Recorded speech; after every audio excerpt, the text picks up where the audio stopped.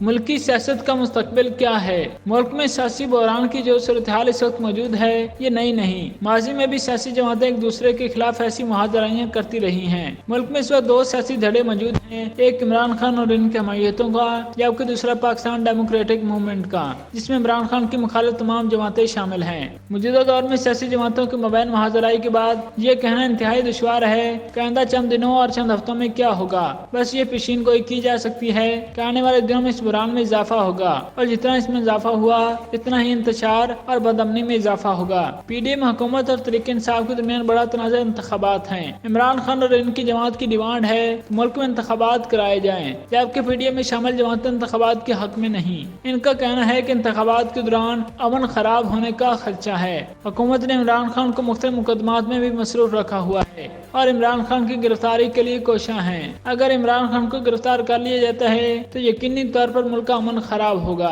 موجودہ صورتحال میں دونوں سیاسی قوتوں کے مابین رسہ کشی کے باعث ملک میں بیرونی سرمایہ کاری نہیں ہو رہی۔ بیرون ملک مقیم پاکستانی بھی غیر یقینی صورتحال کے باعث ملک میں پیسہ کم بھیج رہے ہیں۔ مہنگائی کی شرح میں اضافے کی وجہ سے جہاں عوام پریشان ہیں، وہیں تاجروں کی جانب سے بھی نئی سرمایہ کاری سے گریز کیا جا رہا ہے۔ چھوٹا کاروبار کرنے والے افراد ملک کے حالات سے متاثر ہو کر کاروبار بند کر رہے ہیں، جس سے ملک میں بے روزگاری میں اضافہ ہو رہا ہے۔ اس صورتحال سے ٹیکس کی رقم میں کمی آئے گی اور ملک کو مزید نقصان ہوگا۔ یہاں بھی اس بحث کا وقت نہیں کہ کون صحیح ہے اور کون غلط۔ یہ وقت پاکستان کی بقا کے متعلق سوچنے کا ہے، اور اس ضمن میں سب سے اہم یہ ہے کہ ملک سے احتجاج کا خاتمہ ہو، سیاسی جماعتوں کے درمیان مہاجرائی بند ہو اور سیاسی کارکنان کی پکڑ دھکڑ کو بھی روکا جائے۔ سیاسی قائدین کو ایک دوسرے کی پوزیشن کو سمجھنا ہوگا۔ بلا شبہ عمران خان اس وقت ملک کے مقبول ترین لیڈر ہیں اور ان کی جماعت کی مقبولیت میں بھی اضافہ ہو رہا ہے۔ عمران خان کی اس مقبولیت میں اضافے کی سب سے بڑی وجہ پی ڈی ایم کی غلط پالیسیاں اور ان کے دور میں ہونے والی مہنگائی ہے۔ پی ڈی ایم کی جماعتوں کو عمران خان کی گرفتاری، مقدمات درج کرانے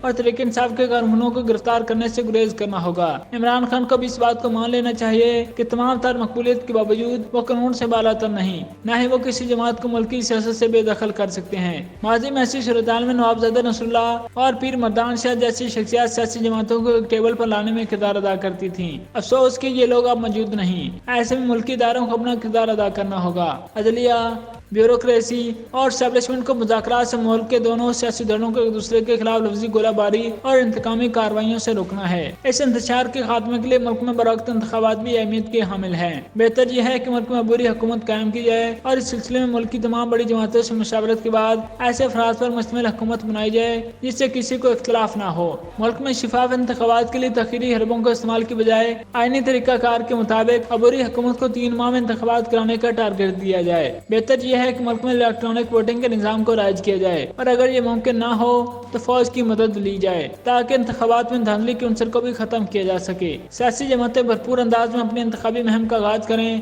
پھر عوام جسے چاہے اپنا مینڈیٹ دیں اور باقی جماعتیں اسے تسلیم کر کے کارکردگی دکھانے کا مکمل موقع دیں۔ کیا ہی اچھا ہو کہ ملک کی دیگر جماعتیں منتخب ہونے والی جماعت کی مخالفت کی بجائے ملک کی بہتری کے لیے اس کا ساتھ دیں اور اپنی خدمات پیش کریں۔ اسی طرح جیتنے والی جماعت کے قائدین بھی بڑے دل کا مظاہرہ کرتے ہوئے انتقامی کارروائیوں کی روایت کا خاتمہ کریں اور سب کو ساتھ لے کر چلے۔ ملک سے اس بحران کا خاتمہ نہ ہوا تو نتائج ہم سب کو بھگتنا ہوں گے، سیاسی جماعتیں ہوں یا ملک ادارے یا پھر عوام۔ اگر ان کی کوئی اہمیت ہے تو اس ملک سے ہے، لہذا اس ملک میں سیاسی استحکام، قیام امن اور ترقی انتہائی اہم ہے۔ ملک کو واپس ترقی کی راہوں پر گامزن کرنے کے لیے عام شہریوں سے لے کر سیاسی قائدین تک اور سیاسی قائدین سے لے کر ملکی اداروں تک سب کو اپنا کردار ادا کرنا ہوگا اور مل کر آگے بڑھنا ہوگا۔ ملک کے تمام اسٹیک ہولڈرز کو اپنی انا کو ختم کرنا ہوگا اور ملک کی خاطر لچک کا مظاہرہ کرنا ہوگا۔ اگر ایسا نہ کیا گیا تو شاید نتائج ہماری سوچ سے بھی زیادہ خطرناک ہوں۔